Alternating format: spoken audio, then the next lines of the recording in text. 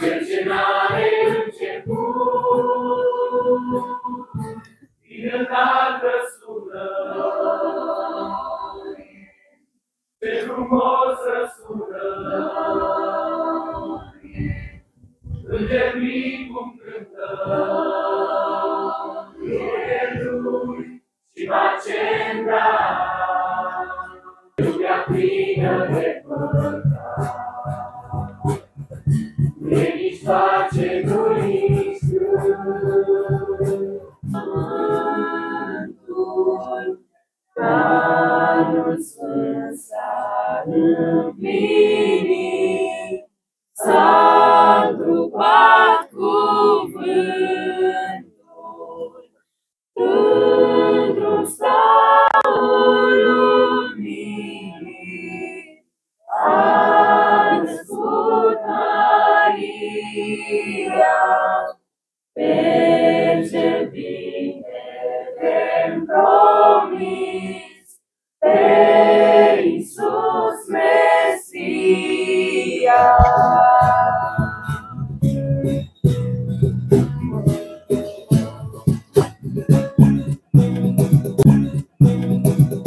Îngerul trimis le-a dat la păstor vestire, Prințul vieții s-a născut pentru omenire. S-a născut un copilaș, dar e Creatorul, El e Domn din veșnicii, e Mântuitorul. S-a născut un copilaș, dar e Creatorul, El e Domn din veșnicii, e Mântuitorul. Și noi astăzi îți cântăm oda bucurie, slavă, glorie îți dăm, Domn al veșniciei. Și noi astăzi îți cântăm oda bucurie, slavă, glorie îți dăm, Domn al veșniciei. Și noi astăzi îți cântăm oda bucurie, slavă, glorie îți dăm, Domn al veșniciei.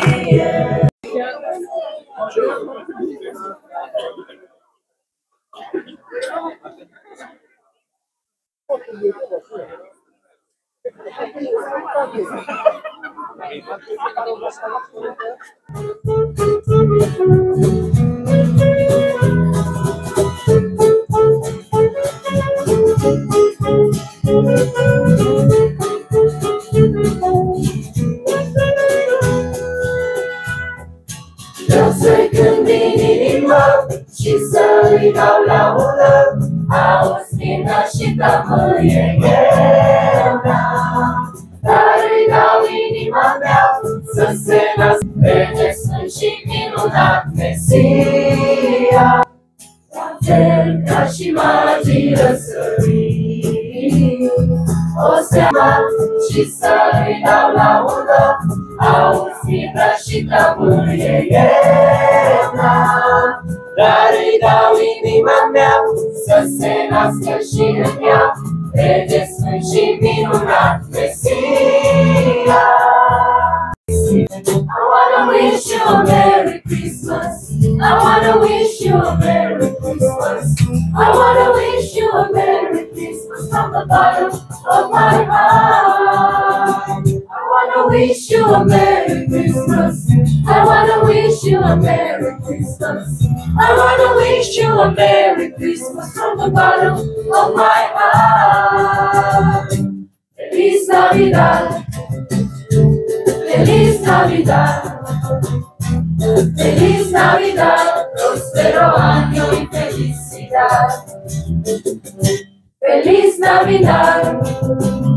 Cântăm colinda, peste bunătate și va duce un cânt încrezător.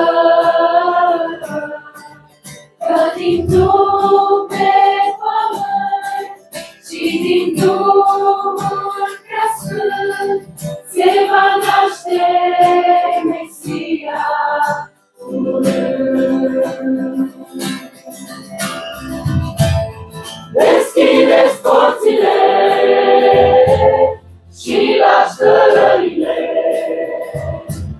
lumina lui e în lumina Fiului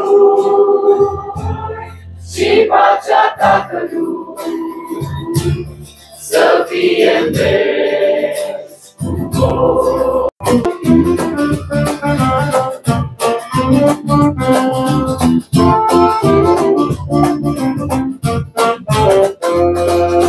A venit Iisus pe lume într-o noapte minunată, pe Evul din Iudeea, pe ce rostea se arată. Magii după stea pornesc, plin de bucurie, să se închine celui care a coborât din veșnicie. Ne închinăm și noi cu ei, pruncul lui Iisus, inima i-o dăruit. Căci te-a iubit frumos, a coborât din strălucire, să ne ofere mântuire, binecuvântat să fie în veci de veci.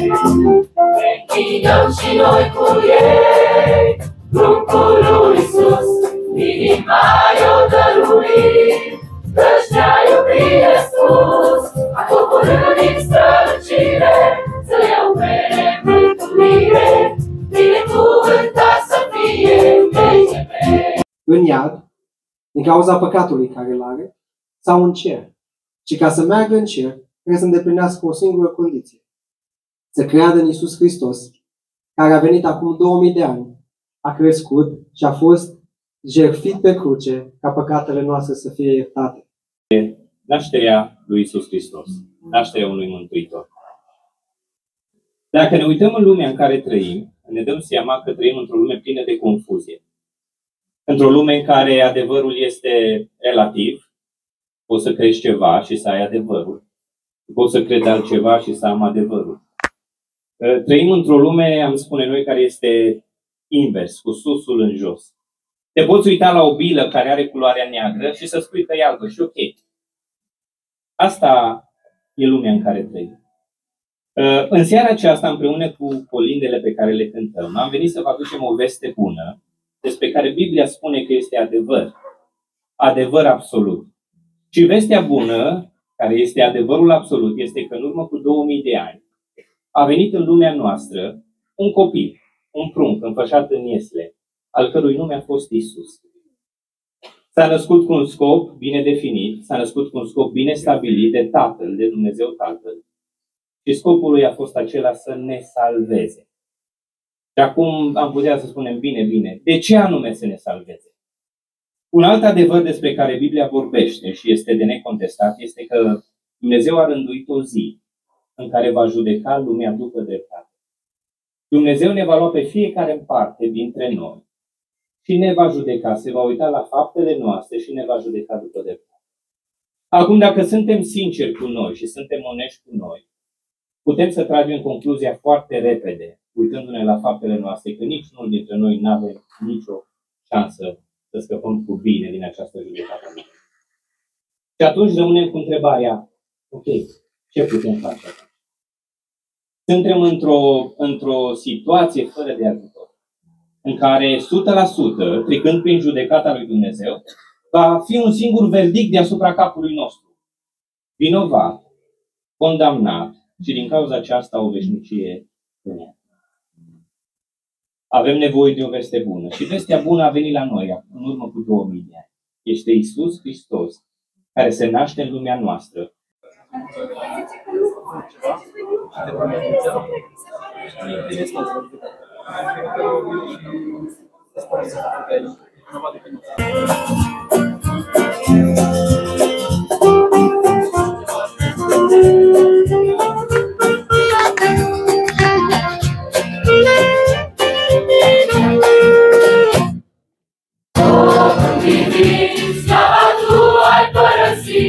Și străin, este fost găsit.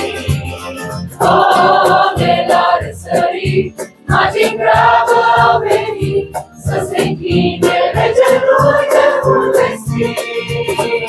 Ai venit pe pământ, lumea întreagă schimbând și la toți ne dăruim. Ce tu astăzi ți s-a dat, să-i cântăm, să slăvim neîncetat. Ai venit pe pământ, lumea întreagă schimbând și la toți ne dăruim viață-n dar. Ce copii, nouă astăzi ți s-a dat, să-i cântăm, să slăvim neîncetat. În Betleem, în cruzare însemnat, s-a născut cel mai mare împărat. O slavă din înalt, cote îngeri a cântat, când Iisus în mieze noapte s-a întrupat. Ai venit pe pământ, lumea întreagă schimbând și la toți ne dăruim viață-n dar. Ce copii, nouă astăzi ni s-a dat, să-i cântăm, să slăvim neîncetat. Ai venit pe pământ, lumea întreagă schimbând și la toți ne dăruim viață-n dar. Ce copii, nouă astăzi ni s-a dat, să-i cântăm, să slăvim neîncetat.